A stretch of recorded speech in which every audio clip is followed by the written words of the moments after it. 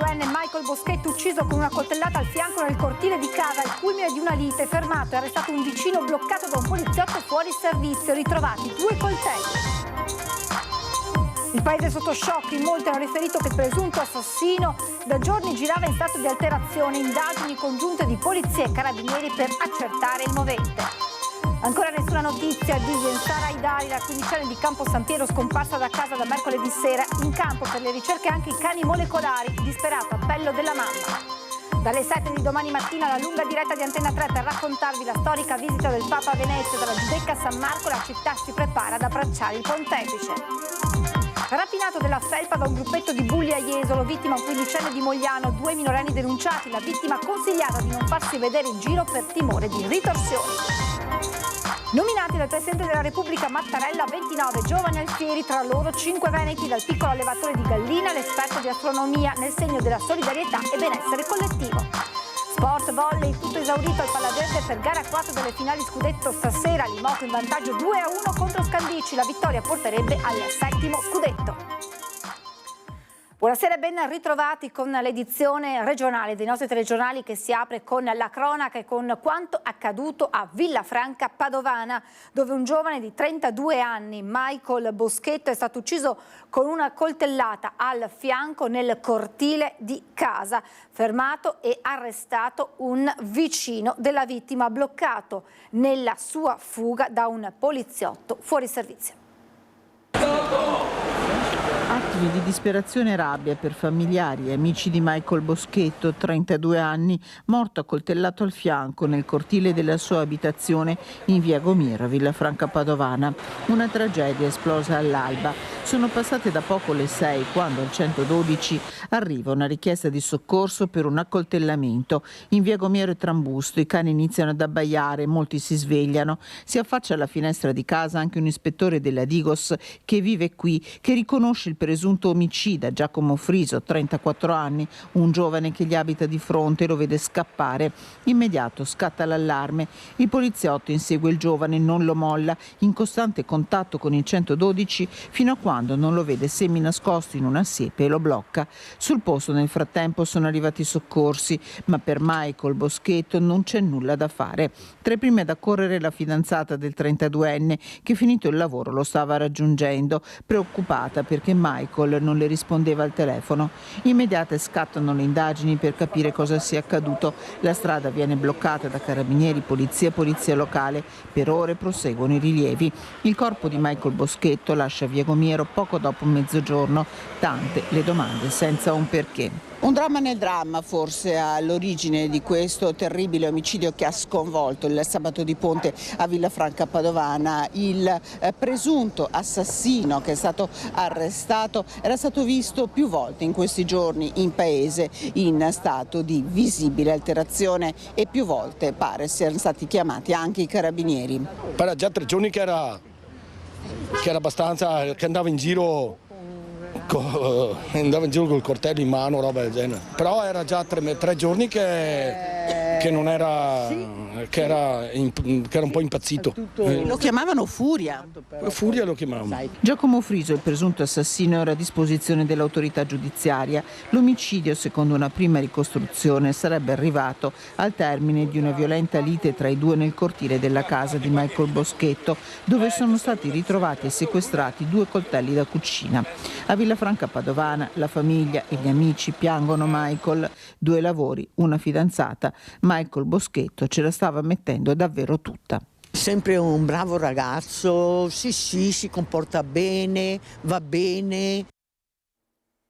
Villafranca, l'avete sentito, è un paese sotto shock dove molti continuano a ripetere che il presunto assassino che da giorni girava in stato di alterazione andava fermato prima. Qua per Campodoro, Villafranca, lo vedevi, girava col coltello, ma andava fermato prima perché una sera qua in bar aveva il coltello e i carabinieri sono arrivati, l'avevano portato via, dopo lui non so se è scappato, è riuscito a tornare, ma paura no, però secondo me andava fermato prima. Poi uno essere 3 giorni in giro, lo vedevi girare in bicicletta alle 5-6 mattina. Cioè. La frase ripetuta di bocca in bocca, Giacomo Friso, il 34enne in stato di arresto per l'omicidio di Michael Boschetto, secondo l'agente di Villafranca Padovana non era in sé in questi giorni e spesso sarebbe stato visto girare con un coltello in mano. A confermarlo è il titolare del bar del centro. È venuto qua e ha avuto problemi l'altro giorno? L'altro giorno sono problemi.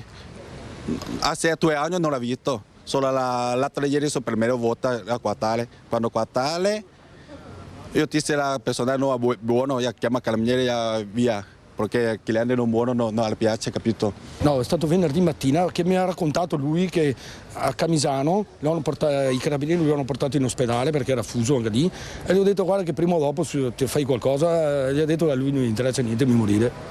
Nessun atto era arrivato in questi giorni però sulla scrivania del sindaco di Villafranca, Fausto Dorio. Ufficialmente non ero mai stato avvisato di questo e quindi non avevamo neanche messo in moto l'alert che in questi casi dovrebbe essere attenzionato. Non aveva avuto una vita semplice, la comunità lo conosceva, però non pensava arrivasse a tale azione. A Michael Boschetto e alla famiglia la vicinanza del primo cittadino. Era un ragazzo che stava cercando di venire fuori da un percorso abbastanza difficoltoso e ha lasciato molto rammarico, stava cercando di fare il suo bene, insomma, non era uno che ha avuto fortuna nella vita. Un dolore enorme che esprime a nome di tutto il paese. 2 ragazzi di 30 anni che si sono giocati la vita, non va bene. Cambiamo argomento ma restiamo nel Padovano perché ancora nessuna notizia della 15enne di Campo San Piero scomparsa da casa da mercoledì sera. Allora, dalle 2:10 di ieri del messaggio che mi ha scritto ciao a tutti, sto bene, sono viva. Da ieri che non ho notizie sul WhatsApp, non mi scrive. Vi prego, chi la tiene mia figlia in casa, che me la porti a casa perché sono preoccupata. C'è tutto il cuore di una mamma nelle lacrime di Faride Sinani. La figlia, Gensare Agidari, 15 anni, di origine macedone, è scomparsa nella serata di mercoledì da Campo San Piero dove vive con la famiglia. Era andata alla scuola serale che frequenta, così aveva scritto alla mamma. In realtà a scuola non è mai entrata e la mamma è convinta che qualcuno la trattenga contro la sua volontà.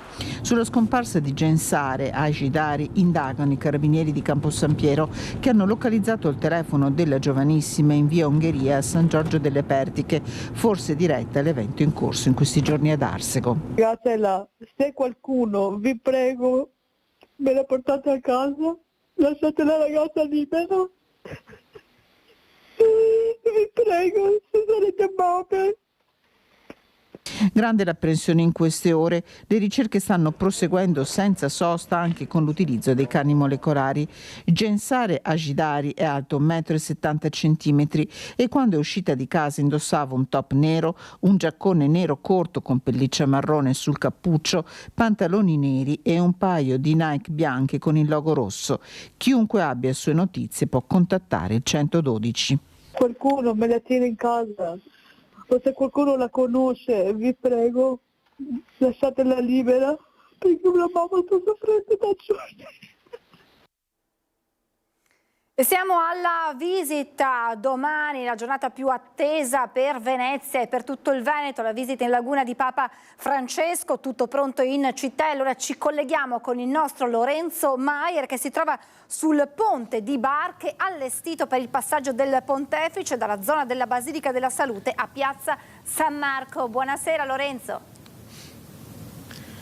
Buonasera Francesca, a te e ai nostri telespettatori. Sì, come dicevi giustamente, siamo in un punto che domani verrà attraversato da Papa Francesco e certamente Papa Francesco nella sua preghiera ricorderà anche questi momenti, queste tragedie che in queste ore hanno colpito, come abbiamo visto dai servizi, anche il nostro nord-est, il nostro Veneto. Ma siamo qui con noi, abbiamo qui con noi, e lo ringraziamo perché sono giorni e ore impegnative, Don Marco Zanne, il direttore dell'ufficio comunicazioni sociali del Patriarcato di Venezia, che è l'organizzatore della visita di Papa Francesco a Venezia. Come sono queste ore, Don Marco? Sono momenti belli di gioia da un lato e di trepidazione, perché stiamo per vivere un momento fondamentale per la vita della nostra comunità cristiana, della nostra fede, un appuntamento nel quale la Chiesa di Venezia incontra il successore di Pietro e quindi rinnova la sua fede attraverso questo incontro. Tanti momenti che vivremo domani in diretta dalle 7 del mattino, una giornata importante in cui Papa Francesco ha voluto iniziare proprio dal carcere della Giudecca e dalla cultura, perché ricordiamo che lì è allestito il padiglione della Santa Sede presente alla Biennale di Venezia. Don Marco, come mai questo passaggio così importante? Si vuole coniugare la carità, le opere di misericordia corporale, visitare i carcerati, con la cultura e la bellezza, e nel solco della tradizione di arte e di fede di questa nostra città. Da sempre la città di Venezia ha tenuto insieme l'arte come espressione della fede, come germinazione della fede della comunità cristiana. Dunque questo connubio di cui il padiglione della Biennale del Dicastero della Cultura è espressione, è certamente una via che consentirà alla bellezza di aprire, guarire, consolare i cuori di quelle donne che sono ospiti di questa struttura e vivono una situazione di povertà, di fragilità spirituale. Immagini di Alberto Pivetta vi stanno poi facendo vedere, ci troviamo appunto in un punto bellissimo di Venezia dove è stato allestito per il passaggio del Pontefice questo ponte di barche che viene allestito anche per la Venice Marathon, che il Papa Francesco percorrerà insieme a una rappresentanza dei giovani del Triveneto. Sì, in primo luogo ricordiamo che questo ponte galleggiante è soprattutto il ponte votivo delle feste della salute del Redentore, e il Papa lo percorrerà con i giovani, esattamente come fanno i giovani veneziani ogni anno la vigilia della festa della salute il 20 novembre. Anche quest'anno abbiamo avuto più di 1 migliaio di giovani che hanno partecipato a questo appuntamento, e quindi il Papa vivrà quasi come un veneziano qualsiasi l'attraversamento di questo ponte per andare a San Marco. Grazie Emilia, grazie a Don Marco, ci rivediamo per i collegamenti successivi e poi chiaramente domani mattina. Francesca, se non hai domande ti restituisco alla linea. Grazie davvero a Lorenzo, e dunque lo ha ricordato proprio Lorenzo Maier. A domani la lunga diretta di Antenna 3 a partire dalle 7 del mattino per seguire passo dopo passo le tappe del Pontefice, dal carcere della Giudecca all'incontro con i giovani alla salute fino alla Santa Messa in piazza San Marco. Ogni momento della visita del Santo Padre con i nostri inviati in un'edizione straordinaria non stop a partire dalle 7. Torniamo alla cronaca con la rapina ai danni di un 15enne di Mogliano avvenuta a Jesolo. Nella telefonata mi hanno detto di recarmi subito presso il commissariato, che mio figlio era stato rapinato da una baby gang. Ho pensato al peggio, perché con quello che si sente oggi come oggi, diciamo che il nervosismo e la paura di quello che si sente mi ha alquanto scosso fino a che non l'ho visto di persona. Rapinato da una baby gang in Viale del Marinaio a Jesolo mentre controllava alla fermata gli orari del bus per fare il rientro a casa. A raccontare della disavventura accaduta a un 15enne di Mogliano Veneto è il padre, che nel pomeriggio di quella che per il figlio doveva essere una giornata di svago con gli amici ha ricevuto la telefonata del ragazzo che si trovava in quel momento al commissariato di polizia. Mi ha detto: papà, mi hanno derubato della felpa e di altri oggetti e mi hanno minacciato che se non accettavo o andavo oltre poteva succedere l'irreparabile. Il primo ad avvicinare il ragazzo è stato un coetaneo che già conosceva. Potrebbe essere stato lui, ma è tutto da accertare, a fare da gancio con i bulli. La felpa di marca, gli auricolari, un pacchetto di sigarette, la refurtiva. Il 15enne, spaventato e in confusione, è stato poi soccorso da un passante che ha chiamato il 113. 4, tutti minorenni, i rapinatori, 2 dei quali sono stati rintracciati nella medesima zona e denunciati a piede libero. Io ho formalizzato con l'ispettore di diritto la querela contro queste persone, che sono state subito segnalate e portate in centrale. E mio figlio era molto preoccupato, nel ritorno è stato silenzioso, non ha mangiato, non ha dormito, e adesso spero che questo episodio gli faccia capire anche lui che certe amicizie è meglio lasciarle da parte. Al 15enne è stato addirittura detto di non farsi vedere a Jesolo per un po', per non avere ritorsioni da parte del gruppo, perché giustamente la denuncia è stata fatta, i ragazzi sono stati riconosciuti, non è detto che se lui tornasse a Jesolo questi ragazzi, riconoscendolo, possono fare peggio. E questo è molto grave. Sì, molto grave. La libertà di una persona è la prima cosa nella vita. Se mio figlio da domani o chiunque come lui deve uscire in compagnia, la libertà non ce l'abbiamo più nel nostro paese.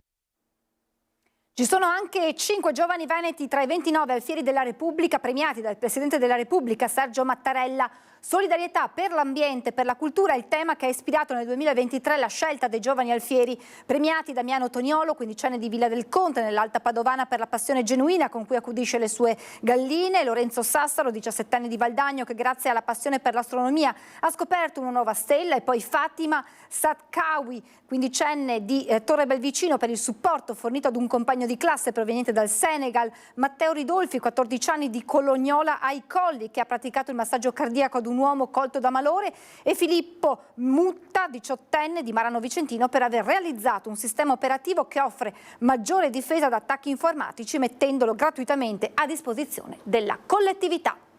Ci fermiamo per la pubblicità, tra poco.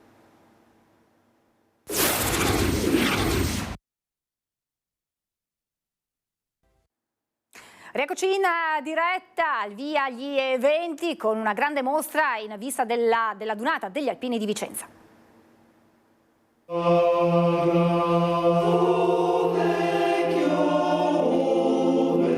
Ad aprire le porte dal punto di vista culturale alla 95esima Dunata Nazionale delle Penne Nere i portoni di Palazzo Otiene, lo splendido scrigno palladiano che ospita da oggi nelle prestigiose gallerie ben 4 mostre dedicate agli alpini. Un inizio che non è solo un assaggio, ma un vero e proprio lancio di questo storico avvenimento per la città berica. Tra le proposte inaugurate oggi spicca un inedito Ubaldo Oppi, pittore alpino, il famoso pittore vicentino d'elezione tra i maggiori esponenti del realismo magico del Novecento. Fu tenente degli alpini nel battaglione Monteberico e venne ferito per ben 2 volte in battaglia. Una visione di Ubaldo Oppi che nasceva proprio dalla vita quotidiana in trincea, nei tempi che aveva a disposizione. Attraverso un piccolo taccuino lui prendeva nota, disegnava la vita quotidiana degli alpini durante i momenti di riposo, durante la battaglia, e questa passione per l'arte non è diminuita nemmeno in campo di prigionia. Preso prigioniero, anche durante la prigionia continuava a raffigurare i nostri alpini, la loro vita quotidiana di sofferenze. Fino al 15 maggio sarà possibile ammirare in queste sale le diverse prospettive offerte dagli elaborati che tracciano la storia degli alpini, dalla foto al dipinto ai reperti recuperati dai campi di battaglia. Le 4 mostre presentate oggi sono le prime di 22 esposizioni che verranno via via inaugurate durante la manifestazione. L'abbiamo definito un poker di mostre, sono infatti ben 4, insieme ad Oppi c'è la mostra sui 152 anni i valori alpini, a 152 anni dalla costituzione del corpo degli alpini, e questo naturalmente parla di valori soprattutto rivolto alle giovani generazioni, perché è vero che l'accento è sugli eroi vicentini, come è giusto che sia la Dunata a Vicenza, però i valori sono valori universali e a quelli noi facciamo riferimento. Un'ultima notizia di volley, Pallaverde tutto esaurito stasera per gara 4 delle finali scudetto tra Imoco Conegliano e Scandici, in vantaggio 2-1 nella serie. Le Pantere di coach Santarelli con una vittoria agguanterebbero il 7° scudetto della loro storia. Se invece vincessero le toscane si andrebbe a gara 5 prevista martedì. È tutto, vi lascio le previsioni del tempo, grazie per averci seguito, buon proseguimento di serata.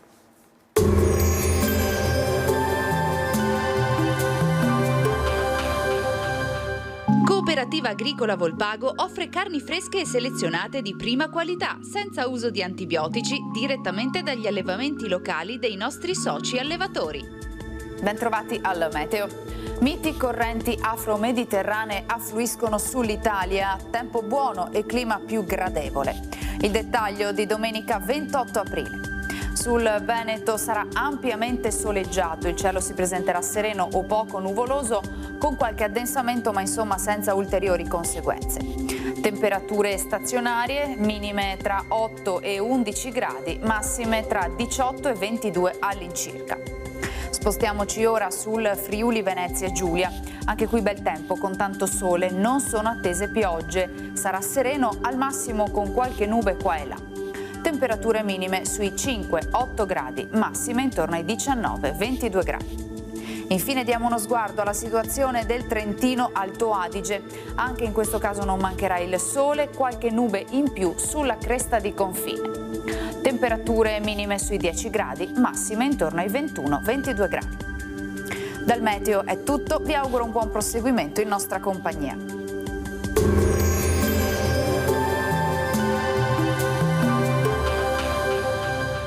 Cooperativa Agricola Volpago offre carni fresche e selezionate di prima qualità, senza uso di antibiotici, direttamente dagli allevamenti locali dei nostri soci allevatori.